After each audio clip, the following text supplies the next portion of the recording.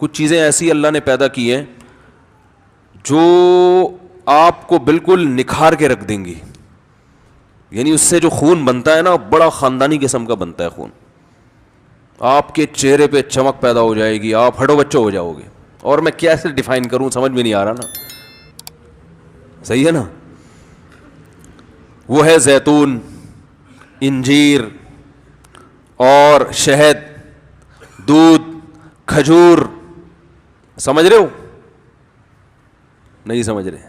دودھ وہ نہیں جو بھینس سے نکالا, انجیکشن لگا ہوا, پھر اس نے گوالے نے اپنا دودھ بھی ملایا اس میں, یعنی جو اس کے پاس پاؤڈر واڈر اویلیبل تھا, پھر اس کو آپ نے بوائل کیا, پھر فریج میں رکھ دیا. 3 دن بعد اس کی جو اجزائے ترکیبی ہے نا, یعنی اس کا فارمولا ہی چینج کر دیا.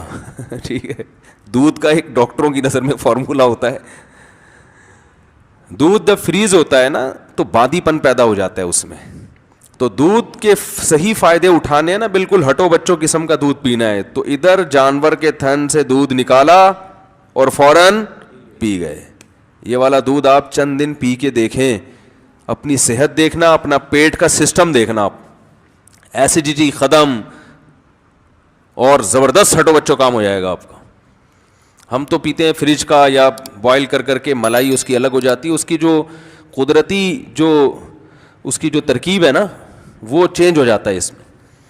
تو خیر, زیتون کھائیں یعنی پئیں, ٹھیک ہے, انجیر ہے, کھجور ہے. ہمارے نبی صلی اللہ علیہ وسلم کے گھر حضرت عائشہ فرماتی ہیں 2 مہینے کھجور اور پانی کے علاوہ کچھ بھی نہیں کھایا جاتا تھا.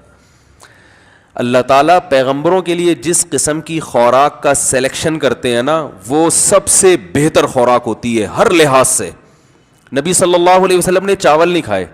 وہ الگ بات ہے کہ چاول عرب میں تھے ہی نہیں, لیکن اللہ نے ایسی چیزیں پیدا ہی نہیں ہونے دی وہاں پہ کہ پیغمبر کھائیں اور پھر ہمارے لیے وہ سنت بن جائے. ابھی دیکھو یہ بیٹھے ہوئے ہیں نا ماشاءاللہ, بتانے میں کوئی حرج تو نہیں ہے, یہ وہاں یو ایس اے آرمی میں, یو ایس اے کس میں ہے بھائی, ڈپارٹمنٹ میں ہے وہ, اس میں گورنمنٹ ڈپارٹمنٹ میں, ان کو ایسے شعبے میں ہے, سیکیورٹی سے ان کا تعلق ہے نا, وہاں پولیس سے تعلق ہے. بتا دیتا ہوں یار, اس میں کوئی حرج تو نہیں ہے, کوئی آپ ہمیں پکڑو گے تو نہیں نا. تو یو ایس اے کی پولیس میں ہیں یہ. تو ان لوگوں کی ٹریننگ بہت ٹف قسم کی ٹریننگ ہوتی ہے. جب یہ پچھلے سال مجھ سے ملنے آئے تھے ماشاءاللہ, کافی اچھے موٹے تازے تھے یہ.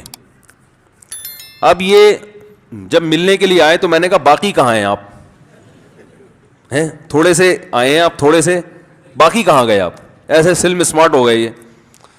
اور ماشاءاللہ انہوں نے طلاق یافتہ خاتون سے شادی بھی کی ہے جس کے بچے بھی ہیں, اور یہ ابھی اپنی ستیلی بیٹی کو لے کے بیٹھے ہیں بیان سننے. تو یہ بھی ایک خوشی کی بات ہے. کیا خیال ہے؟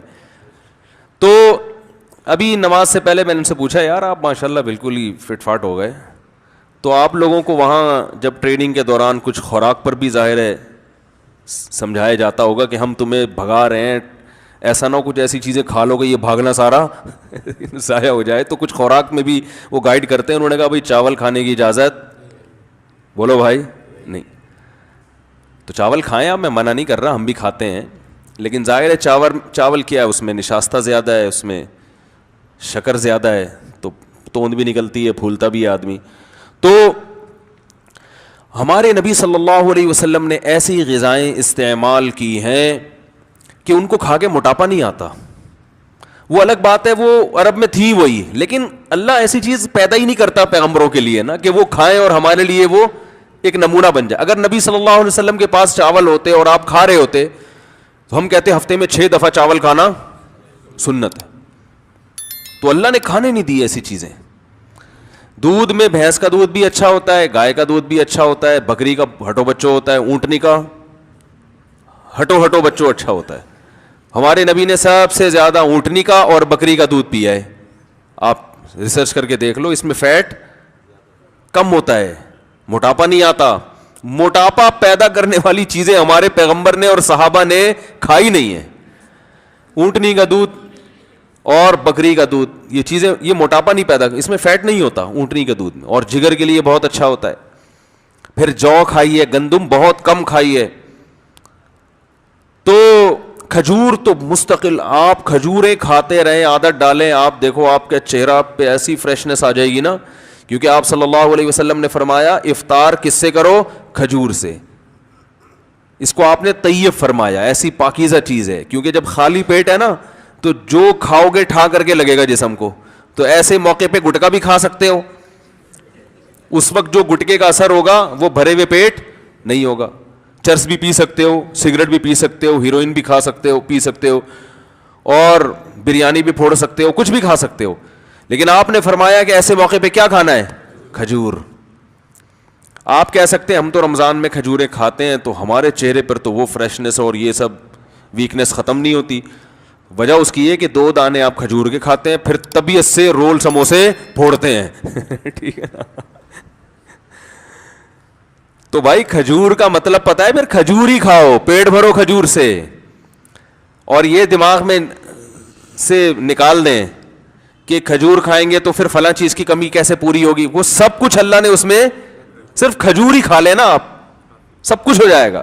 اس میں آپ کو طاقت بھی ملے گی, جو کاربوہائیڈریٹ ہے وہ بھی ملے, گلوکوز اچھا والا گلوکوز ملے گا آپ کو, اور آئرن بھی ہے, ہر چیز ہے. کہتے ہیں کھجور میں ایک اتنے سے دانے میں اللہ نے جتنی چیزیں جمع کر دی ہے نا, اتنی کسی اور پھل میں یکجا جمع نہیں ہوئی ہے.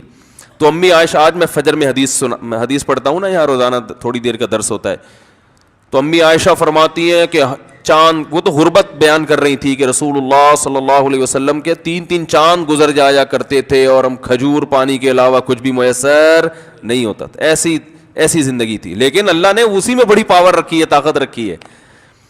تو چیزیں کھائیں, وہ بھی کھاتے رہیں, چھوڑ کون سکتا ہے, لیکن زیادہ آہستہ آہستہ جو فوکس کریں نا ان چیزوں کو. انجیر ہے, عرب لوگ کھاتے ہیں. میں شام کو, آپ کو پتا, ہم ترکی گئے تو وہاں شامی مہاجرین بہت تھے, تو ہم جب شام کے لوگوں کو دیکھتے تھے ان کے چہرے میں الگ ہی رونق, چہرے میں الگ ہی نور.